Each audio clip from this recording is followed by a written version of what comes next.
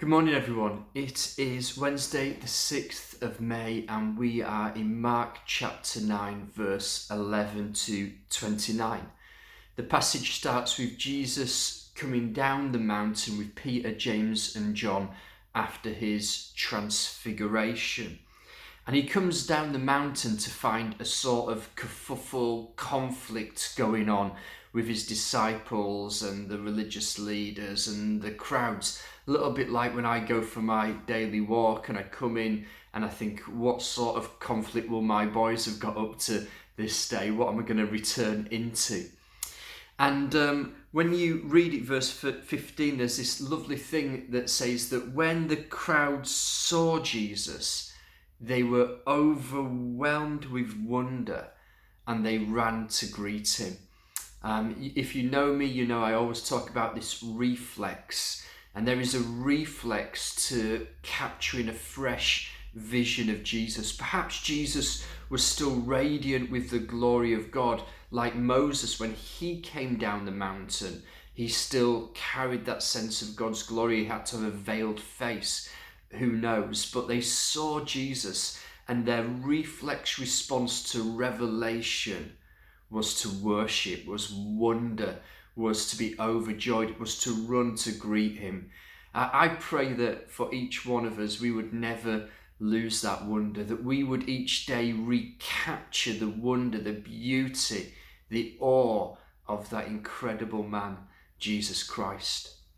So Jesus comes down the mountain, the crowds are amazed at his appearance, and here is a situation where there's a boy who is in incredible suffering.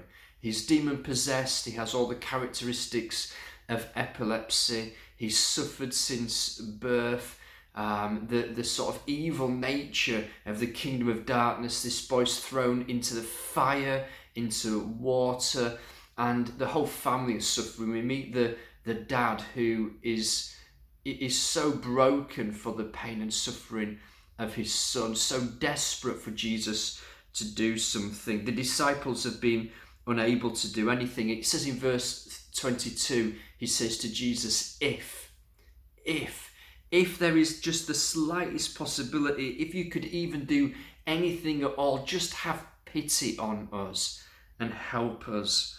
And Jesus says in verse 23, if you can, everything is possible for him who believes. I think there are a number of keys to faith here in this passage, to the sort of belief, the sort of faith that makes the impossible possible, the sort of faith and belief that moves mountains and creates breakthrough and miracles. The first is it usually starts with desperation. At least that's what I found in my life, and that's what we see in this passage. When we have alternatives, when we have get-out clauses, when we can have a backup plan, like if it's a financial miracle but we still know we can stick it on a credit card, or when it's a health miracle we need but we still know we can take the medicine. When we have the backup plan, that's often the enemy of the sort of faith that believes for the impossible. No wonder we see so much more miraculous provision, miraculous healing, the supernatural in parts of Africa and India where there is no alternative, only Jesus. So, desperation. Secondly, honesty. I love this man's honesty. It says in verse 24, his response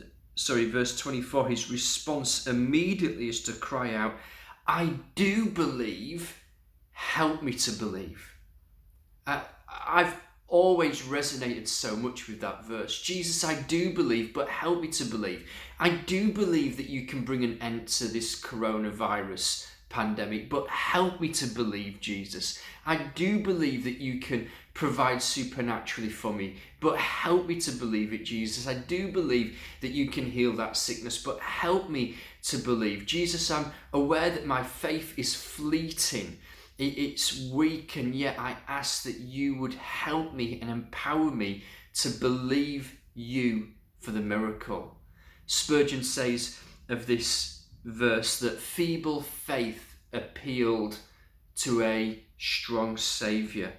And it's about putting our faith in who Jesus is and asking for his help in it. And so it's focusing on Jesus. And the third aspect to the sort of faith that moves mountains is prayer and fasting.